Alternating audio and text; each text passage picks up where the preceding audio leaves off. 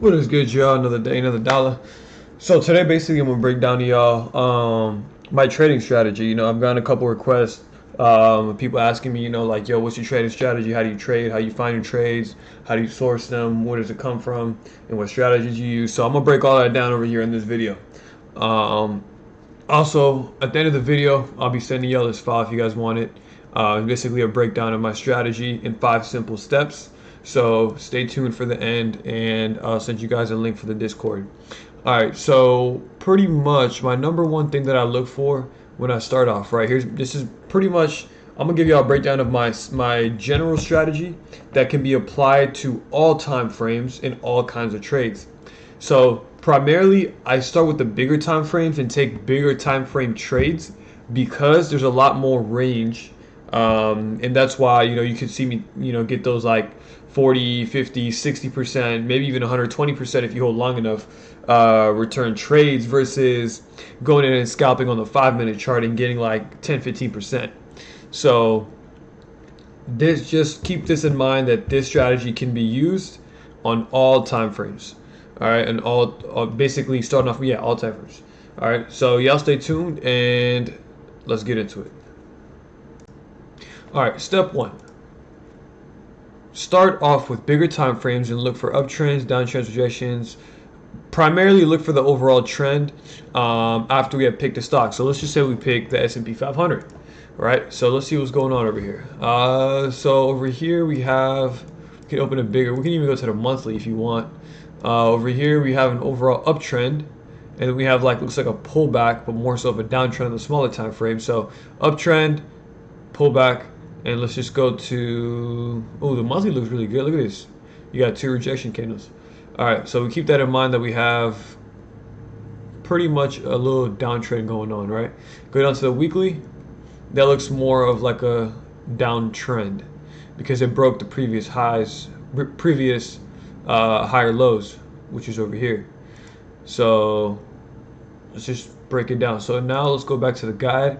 It says once we have found the overall trend or pattern, we take a look at consideration of small time frames. So pretty much what we do is we look for the trend. So we go to smaller time frames from the monthly to the weekly and the daily. So I can kind of spot a trend here on the weekly chart. We can just make it a little longer over here. So take this, go over here, turn off that magnet, and just say like this. Boom. We have 1, 2, and 3 rejections off of this top channel, right? So that's 100%. That's strong resistance in the top. And then we go down here. Let's see what we can do. I think we start from here. There we go. Actually, got to bring this up here a little bit. There you go, just to be accurate. There you go. So now we have developed this sort of down channel. We have 1, 2, 3, 4, 5 off the bottom. So the bottom trend line is really strong, and top one is very strong as well. So we're pretty much just bouncing up and down from this channel, right? So there you go. Step 1 and step 2 have been determined. We have an overall downtrend, and on the monthly we also have a downtrend, but we have developed this kind of wedge. We found out the setup on the weekly and pretty much weekly and daily time frame. So let's just keep going. All right, so the second part there's actually 2 parts to part 2.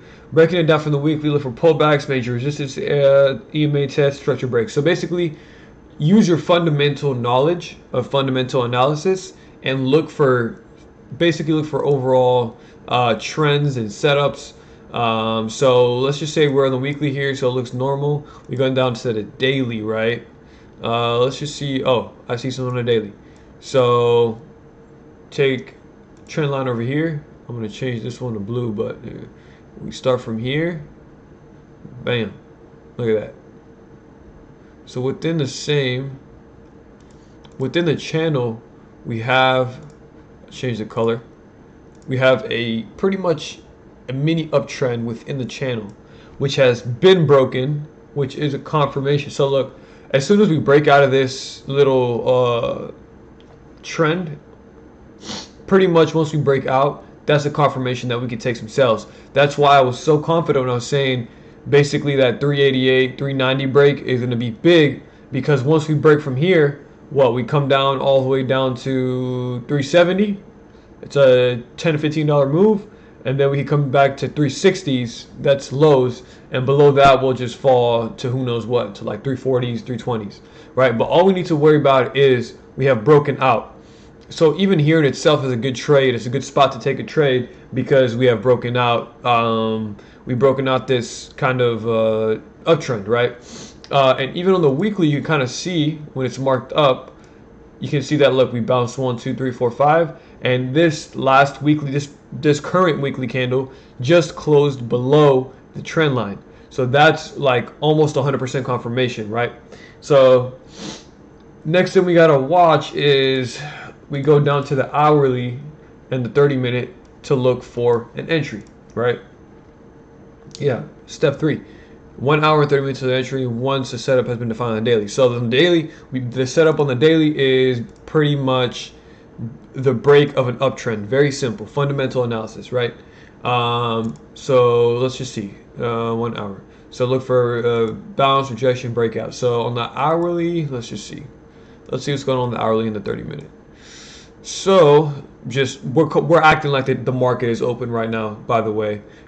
So pretty much, hourly chart, okay, market's over here. Let's just say market's open. Okay, so I look for a setup. Basically what I'm looking for here is I'm looking for this gap to fill or a retest of this trend line and then a tank back down. So we can call it Monday. Monday, we can look for this gap fill right here and then just a boom, a tank right away. Or we can look for a pullback all the way to this trend line over here, which is around 393-ish areas. And we just got to look for rejection off of this. Rejection meaning candles, we want to see candles like this, candles like this that are upside down pretty much. But yeah, we need to look for a rejection off of this trend line, right? So I would wait. And once we get a rejection, I would go to the 30-minute time frame and say, oh, okay, boom, there you go, look at this. So we have one candle here, rejection, one candle here, rejection. So this zone over here is very strong. Boom. I'm going to take puts as soon as this 30-minute candle closes. And if it starts going red, I'm going to make sure I catch that red candle. Boom. There you go. You got your trade. So let's just see. Oh, and then we set up our stop loss and profit target. So say we're over here, right? Basically what we're doing is we're waiting for this gap to fill. So say we wait for the gap to fill, boom, my stop loss is right here, very, very small. So about exactly 1%, wow. All right, so basically what we're doing is as soon as the gap fills, we're gonna look for a rejection somewhere around here or around here. So my stop loss, I'll take it a little bit higher. I'll put it at the previous resistance over here, just in case we get faked out. And then my profit target, I'll do it below.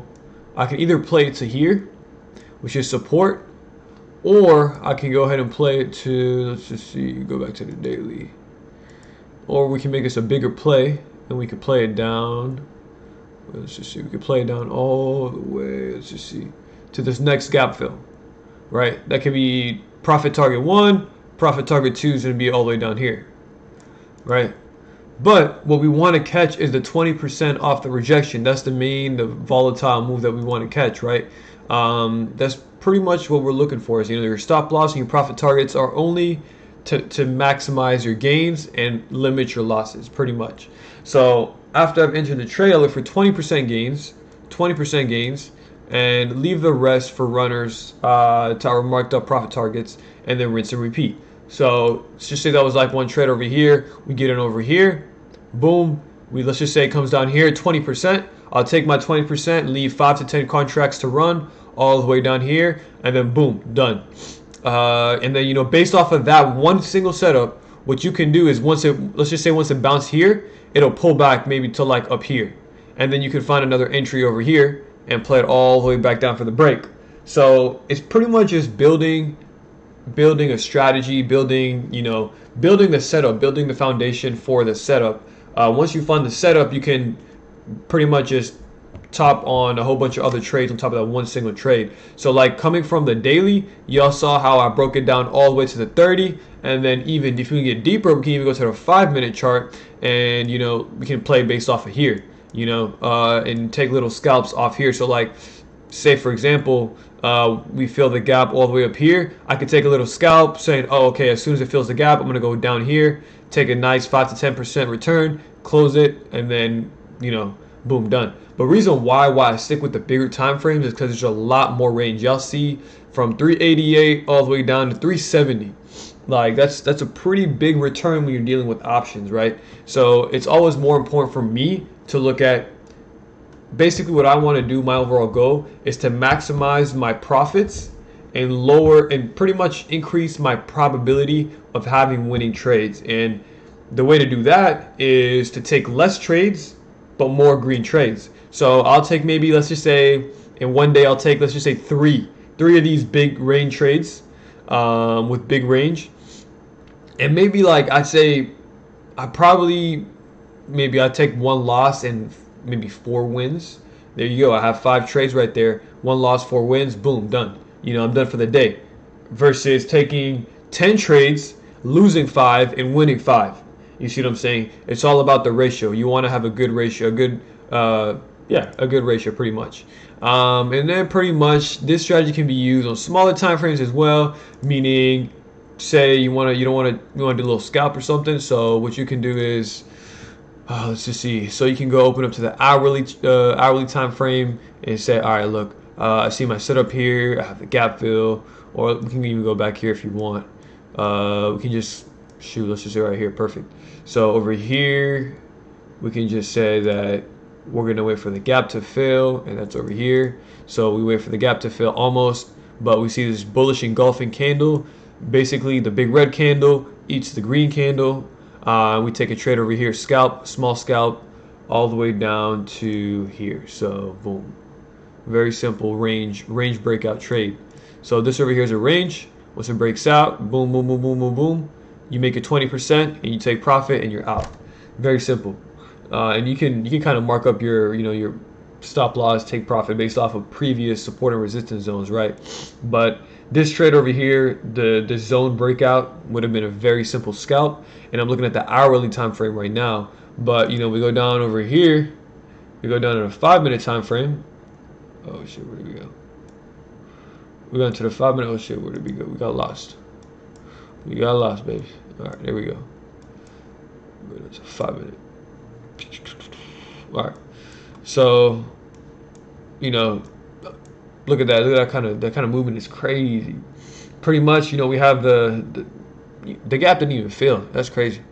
But pretty much what we can see over here is, the support test. We test like 1, 2, 3, 4 times, almost about 4 times. And then as soon as we broke out, you could take the trade over here. So the way I'll play this is, we have the support / resistance area right here, and we already broke out. I would wait, and then we have the retest. This retest over here is very important. That retest right there, that's primary retest, fake, and then basically a fake breakout. And we come down. So after this candle right here, this candle's bigger. It pretty much will eat the previous 2 candles, and boom, we have 1, 2 red candles. We get in and we wait for a little bit. Boom, we have a pullback. Maybe enter some more, and then boom, ride it all the way down here, baby. And that's a big W right there on the 5-minute time frame. But it gets more complicated on the 5-minute time frame. It requires you to have a lot more skills in terms of reading candles, understanding price action, understanding volume, volatility, and also like ODTE options as well. But I like to stick to the more simple, bigger time frames. Y'all can see how complicated it got. These bigger time frame setups are very, very simple. The hard part is staying confident in your trade, taking profit, cutting losses and whatnot. So, make sure you guys go over this a couple times, watch this video a couple times, and see what I did to break down this SPY chart. Now I will be giving out a lot more trades. A lot more videos on basically breaking down my previous trades And I mean, I can show you guys over here, maybe a couple of them. There we go. A couple of these trades over here. Like you see, I had this one since August 28. Yeah, August 28. And basically, I called the rejection off the top over here. And bada bing, bada boom. You see what I'm saying? It played out perfectly, right? Another strategy that I use is Ichimoku, but Ichimoku is a bit more complicated. We can get into that later. So yeah, just stay tuned. Try to understand this basic setup and and pretty much how I marked up this chart. And you know, you guys mark up this chart, send it to me, ask me questions, and I'll help you guys pretty much understand it a little bit more. Any other questions y'all got, let me know. I probably will do one more video next week on breaking down a SPY trade that I took that was very, very, very big, basically pre-CPI data. And yeah, man, so let me know what y'all think. All right, y'all, last thing I wanted y'all to know is that this kind of setup, this kind of strategy is not specifically one single strategy that you got to follow, right? The thing about it is that it's like versatile. You can use it with almost any indicator. It's more so the process of looking for a setup is, you know, starting with the bigger time frames and going down to the smaller ones, right? Now, normally, like if we go to another cycle like the Qs, what I usually do is pretty much I usually stick with Ichimoku because it respects these lines pretty well. So I mean, there's a bunch of strategies that you can use, but the main thing is to really look for you know, trying to follow this process of, you know, building a setup, building a trade, and then following through all the way, you know, catching the rejection and playing it that way, right? So make sure that, you know, you still have an open mind and you're still in tune with all the other indicators and strategies. This is just one strategy, one of many strategies that I use that are most effective with today's pretty much price action. You know what I mean? So yeah, stay tuned. Let's just see what we got going on next week. Next week is FOMC. So let's make sure we make this money and rack it up, baby. I'll catch y'all later.